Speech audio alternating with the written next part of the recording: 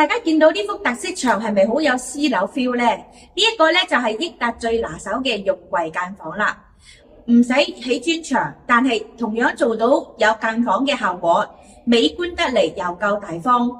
間磚牆嘅成本同埋我哋做特色牆咧，我哋係有優勢嘅喎。跟住梅姐嘅鏡頭了解下裏邊更多家私收納設計啦。呢間房咧雖然佔地只有60平方尺，但係我哋設計足夠嘅收納。右邊呢個7尺到頂嘅大衣櫃，櫃桶多之餘咧，掛衫嘅空間都好足夠㗎。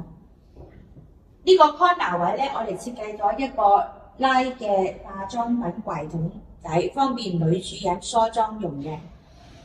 梳妝台角位咧，貼心嘅設計做咗個圓弧，安全得嚟又美觀。